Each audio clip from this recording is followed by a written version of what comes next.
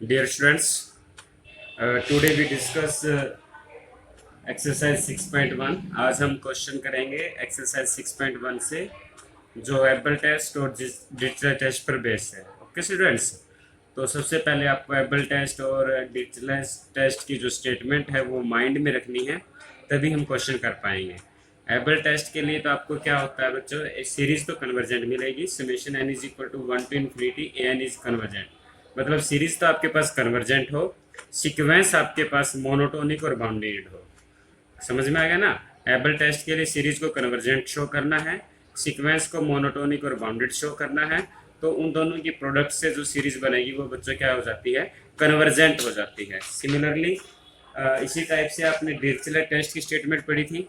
Dirichlet test के लिए series को क्या होती है, सीरीज हैज बाउंडेड पार्शियल सम। मतलब आपके पास जो सीरीज है, जिसको आप सीरीज मानोगे, उसका जो पार्शियल सम है उसको हमें क्या दिखाना है, बाउंडेड दिखाना है। और जो सीक्वेंस है उसको मोनोटोनिक सीक्वेंस दिखाना है, और साथ में उसको क्या दिखाना है, कन्वर्जेस टू जीरो। अगर ऐसा है तो डिरिचलेट टेस्ट अप्लाई करेंगे तो उनके प्रोडक्ट से जो नई सीरीज बनेगी वो सीरीज बच्चों क्या हो जाएगी, हमारे पास कन्वर्जेंट हो जाएगी। क्लियर है। एबल टेस्ट के लिए सीरीज को कन्वर्जेंट होना है, डिजिटल टेस्ट के लिए सीरीज के पास पार्शियल बाउंडेड सम होना चाहिए, और एबल टेस्ट के लिए जो सीक्वेंस है उसको मोनोटोनिक और बाउंडेड होना है, और डिजिटल टेस्ट के लिए सीक्वेंस को मोनोटोनिक और साथ में कन्वर्जेस टू जीरो होना है। क्लियर है। तो इस पर बेस हम एक्सरसाइज 6.1 ट्राई करते हैं। तो from exercise 6.1 question number first try करते हैं। हमसे पूछा गया है, show that the convergence of summation n is equal to 1 to infinity a n implies that the convergence of summation n is equal to 1 to infinity n plus 1 by n into में a n। Clear है students. क्या दे रखा है कि series तो a n आपके पास convergent है। Series अगर आपके पास ए एन क्या दे रखी है बच्चों, कन्वर्जेंट, तो हम कौन सा टेस्ट लगाएंगे, एबल टेस्ट लगा देंगे, क्योंकि एबल टेस्ट में सीरीज को कन्वर्जेंट होना है और डिजिटल टेस्ट में सीरीज को पार्शियल बाउंडेड सम रखना है। तो हमारे पास सीरीज जो ए एन है, ये दैट पार्ट तो कन्वर्जेंट दे रखा है। ये जो पार्ट बी एन है, बी एन को हमें क्या दिखाना है, एबल टेस्ट के कोरस्पॉन्डिंग। अगर हम n प्लस 1 बाई एन को अगर हम बी एन मान लेते हैं और एबल टेस्ट अप्लाई करना चाहते हैं तो हम बी एन को मोनोटोनिक और बाउंडेड दिखा दें, तो एबल टेस्ट से ये सीरीज क्या हो जाएगी बच्चों, कन्वर्जेंट हो जाएगी। क्लियर है। Then the given series can be written as, अगर हम बी एन को ये मान लेते हैं तो गिवन जो सीरीज है बच्चों, हम उसको लिख पाएंगे summation N is equal to 1 to infinity A N B N. Clear, बिल्कुल सही है। और सीरीज के बारे में क्या दे रखा है कि summation N is equal to 1 to infinity A N is given to be convergent. Series हमको कन्वर्जेंट दे रखी है, तो बी एन हमें दे रखा है, बी एन प्लस 1 निकाल दिया, बी एन में से बी एन प्लस 1 माइनस कर दिया, n plus 1 by N minus n plus 2 by N plus 1, इन दोनों का एलसीएम लिया, इसको सोल्व किया। सोल्व करने के बाद टर्म बच जाती है बच्चों 1 upon n into N plus 1 which is always greater than equal to 0 for all n। तो means B N minus B N plus 1 greater than equal to 0। तो this implies B N is greater than equal to B N plus 1। मतलब b1 greater than equal to b2। First term second term से बड़ी है, तो इसका मतलब ये क्या है, डिक्रीजिंग सीक्वेंस है। डिक्रीजिंग सीक्वेंस है मीन्स मोनोटोनिकली डिक्रीजिंग सीक्वेंस है। Clear students. ओके, तो यहाँ से हमें क्या मिला बच्चों, sequence B N is monotonically decreasing sequence. Also हमने क्या देखा, B N N plus 1 by N, N को कुछ भी पुट करो, हमेशा ये क्या रहेगा बच्चों, ग्रेटर देन इक्वल टू 0 रहेगा for all n belong to natural number. तो therefore b N is monotonically decreasing sequence of positive term. Monotonically decreasing sequence of positive term है। Also b N N plus 1 by n, इसको लिख सकते हैं 1 plus 1 by n, तो that term is always less than equal to 2। ये term हमेशा क्या रहेगी बच्चों, 2 या 2 से छोटी रहेगी। एन को आप कुछ भी पुट कर लेना। क्लियर है स्टूडेंट्स। तो इसका मतलब B N is greater than equal to 0 and less than equal to 2। इसका मतलब सीक्वेंस बी एन क्या है, आपके पास बाउंडेड है। तो हमने क्या बता दिया बच्चों, हमने ये बता चुके हैं कि जो सीरीज है वो तो आपको convergent, summation n is equal to 1 to infinity n, जो सीरीज है वो कन्वर्जेंट दे रखी है। सीक्वेंस bn को हमने monotonically decreasing sequence of positive term भी बता दिया, साथ में बाउंडेड भी दिखा दिया। तो इसका मतलब एबल टेस्ट आपका अप्लीकेबल होगा। तो by Abel test summation n is equal to 1 to infinity a n b n is convergent. Clear students. Okay, now we do question number first का पार्ट 3। ठीक है, क्वेश्चन नंबर 1 का third part करते हैं। उसमें भी आपके पास हेडिंग सेम है कि आपके पास एक सीरीज है summation N is equal to 1 to infinity N. ये जो सीरीज है ये तो कन्वर्जेंट हमें दे रखी है और हमें ये प्रूव करना है कि summation N is equal to 2 to infinity 1 by log n A N B क्या हो जाए, कन्वर्जेंट हो जाए। सीरीज कन्वर्जेंट दे रखी है तो हम एबल टेस्ट अप्लाई करेंगे। तो ये जो पार्ट है 1 बाई log n इसको हम बी एन मान लेते हैं कि लेट कर लेते हैं कि B N is equal to 1 by log n और n क्या है बच्चों, ग्रेटर देन इक्वल टू 2 है। तो गिवन सीरीज, तो जो गिवन सीरीज है बच्चों इसको हम क्या लिख सकते हैं अब, then the given series can be written as, हम गिवन सीरीज को लिख सकते हैं summation N is equal to 1 to infinity A N B N की फॉर्म में, जहां पर ए एन आपके पास ये है और बी एन आपके पास 1 बाई log n है। ठीक है, जहां पर बी एन का काम कौन करेगा, 1 बाई log n। और जो सीरीज है बच्चों, सीरीज हमें गिवन है ही कन्वर्जेंट। अगर हम बी एन को क्या दिखा दे, मोनोटोनिक और बाउंडेड दिखा दे तो एबल टेस्ट से ये गिवन सीरीज क्या हो जाएगी बच्चों, कन्वर्जेंट हो जाएगी। तो हम इसको मोनोटोनिकली दिखाने के लिए, मोनोटोनिक या तो डिक्रीजिंग या इंक्रीजिंग दिखाने के लिए हम क्या कर लेते हैं बच्चों, बी एन को एफ ऑफ एक्स मान लेते हैं। एफ ऑफ एक्स का काम कौन करेगा, 1 by log x where x is greater than equal to 2, जहाँ n क्या है, ग्रेटर देन इक्वल टू 2 है, तो इसलिए x भी क्या लेके चलते हैं बच्चों, ग्रेटर देन इक्वल टू 2। और मोनोटोनिकली डिक्रीजिंग दिखा रहे हैं, हम ये लेके चल पड़ते हैं कि x1 x2 से छोटा है। अगर x1 x2 से छोटा होगा और जहाँ पर x1 और x2 के यहाँ ग्रेटर देन इक्वल टू 2, तो दोनों तरफ हमने log अप्लाई कर दिया बच्चों। log अप्लाई कर सकते हैं क्योंकि log x हमारे पास क्या होता है कि इंक्रीजिंग फंक्शन होता है, तो इसलिए हम क्या लिख सकते हैं, log of x1 is less then log of x2। Reciprocal करेंगे, इनइक्वालिटी अपना साइन चेंज कर लेगी, तो f of x1 is greater then f of x2। हमने क्या देखा बच्चों, x1 x2 से छोटा लेके चले थे but f of x1 f of x2 से ग्रेटर आ जाता है।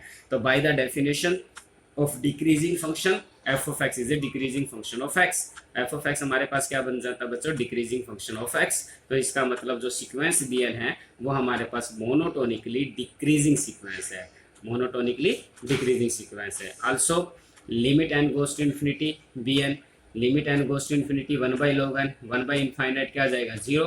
तो एक डिक्रीजिंग सीक्वेंस है और 0 पे कन्वर्ज करती है। आपने पढ़ा है मोनोटोन कन्वर्जेंस थ्योरम, अगर कोई भी सीक्वेंस है अगर वो मोनोटोनिकली डिक्रीजिंग सीक्वेंस है तो वो कन्वर्ज करेगी उसकी, किस पे कन्वर्ज करेगी, उसकी ग्रेटेस्ट लोअर बाउंड पे। तो converges to its greatest lower bound, इसका मतलब सीक्वेंस बी एन हमारे पास क्या है, कन्वर्जेंट है। क्लियर है ना, बाय मोनोटोन कन्वर्जेंस थ्योरम अगर कोई भी सीक्वेंस अगर मोनोटोनिकली डिक्रीजिंग है और वो कन्वर्ज कर रही है 0 पे, means converges to its greatest lower bound. 0 is the greatest lower bound of that sequence, therefore the sequence bn is convergent, or we know that every convergent sequence is bounded, therefore sequence bn is bounded। तो हमने क्या दिखा दिया, sequence bn को monotonically decreasing भी दिखा दिया, means monotonic दिखा दिया, और सीक्वेंस bn को हमने बाउंडेड भी दिखा दिया। तो एबल टेस्ट बच्चों अप्लीकेबल होगा। तो एबल टेस्ट से समेशन n is equal to 1 to infinity A N B N भी हमारे पास क्या हो जाएगी, कन्वर्जेंट हो जाएगी। क्लियर है, ये वाला पार्ट बच्चों जैसे डिक्रीजिंग दिखाना है आप इसको डायरेक्ट भी लिख सकते हैं कि log n के बारे में हमें क्या पता, log x के बारे में, log x is an increasing function. log x आपका क्या है बच्चों, एक इंक्रीजिंग फंक्शन है, तो 1 बाई log x क्या होगा आपके पास, डिक्रीजिंग होगा।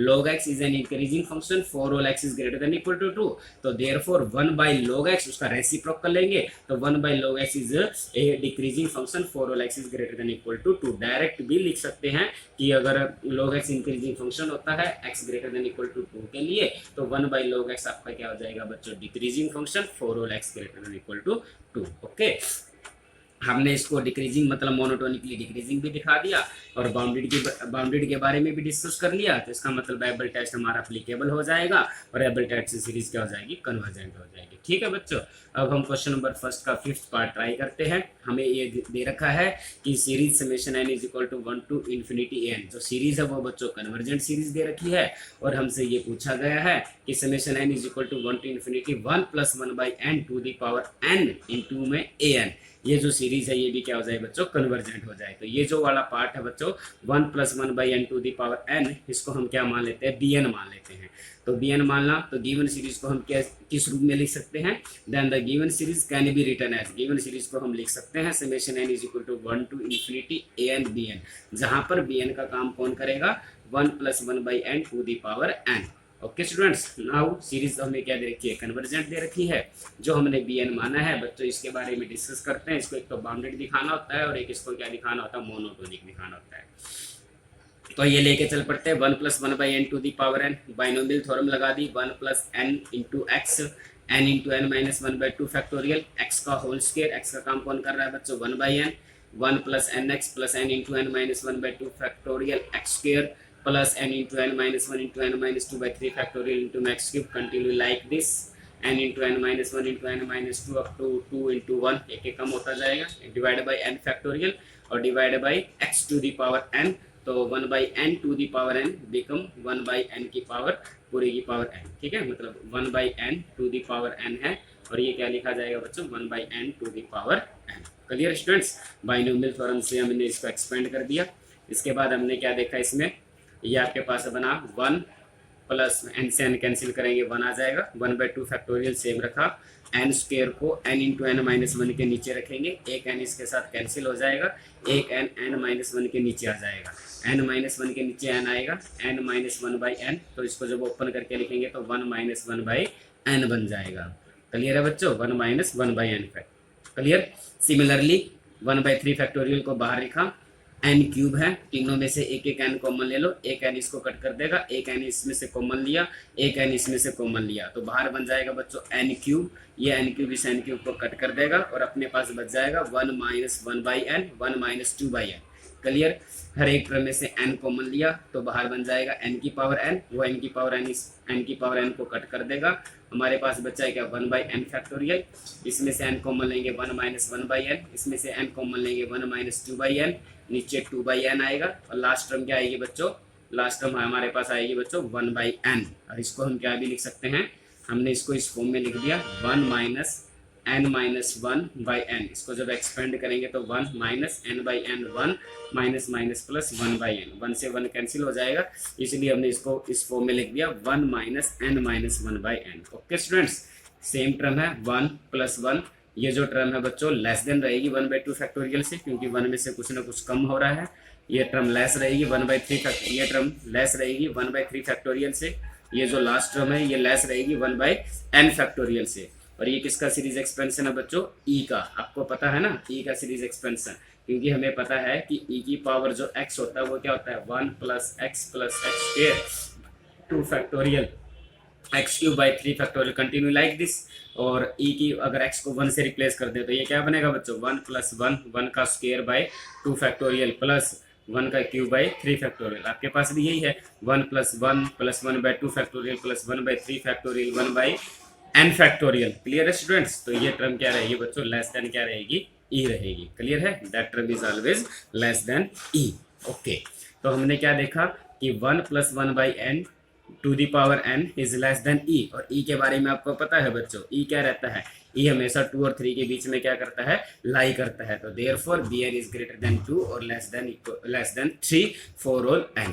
ओके स्टूडेंट्स, तो bn की जो वैल्यू है तो bn is always greater than equal to, greater than 2 कहाँ से पता चला बच्चों, यहाँ से देखो 1/2 है, 1 + 1 2 तो कंप्लीट है और इसमें कुछ ना कुछ तो क्वांटिटी है जो इसके अंदर ऐड होएगी, इसका मतलब bn की वैल्यू हमेशा क्या रहेगी 2 से तो लार्जर रहेगी, 1 + 1 2 तो यहाँ पर आया और इसमें क्या है कुछ ना कुछ, ये जो वैल्यू है कुछ ना कुछ तो न्यूमेरिकल वैल्यू मिलेगी और वो इसमें ऐड रहेगी, तो इसका मतलब bn हमेशा क्या रहेगा बच्चों 2 से बड़ा रहेगा, और यहाँ से हम ये कह रहे हैं कि bn की वैल्यू लेस देन e है और e की जो अप्रोक्सीमेट वैल्यू है बच्चों वो क्या होती है 2.718, मतलब that is always less than 3, तो इसका मतलब bn आपका 2 से तो हमेशा ग्रेटर रहेगा और 3 से लेस देन रहेगा, तो इसका मतलब जो सीक्वेंस bn है वो हमने क्या दिखा दी बच्चों बाउंडेड दिखा दी। क्लियर, अब नेक्स्ट स्टेप लेके चलते हैं कि आपने देखा कि n + 1 हमेशा क्या है बच्चों n से बड़ा होगा, तो 1/n में n + 1 क्या हो जाएगा रेसिप्रोकल करेंगे तो इनइक्वालिटी अपना साइन चेंज कर लेगी, लेस देन 1/n, दोनों तरफ 1 ऐड कर दिया, 1 + 1/n + 1 less than 1/1/n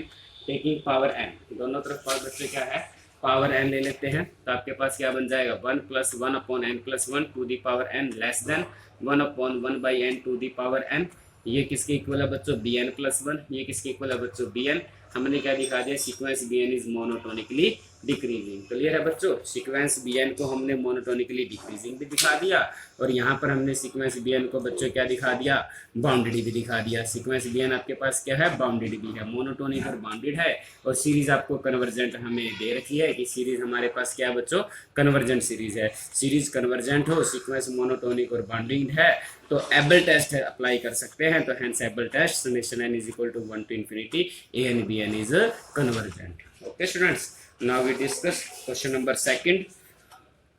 second question में हमें दे रखा है बच्चों, show that the series summation n is equal to 1 to infinity -1/2 की पावर n -1 into 1/n is convergent. Okay बच्चों, अब इस क्वेश्चन में हमें नहीं पता कि एबल टेस्ट से करना है या डिजिटल टेस्ट से। इसको आपको ये जो क्वेश्चन है अपने विवेक से करना है।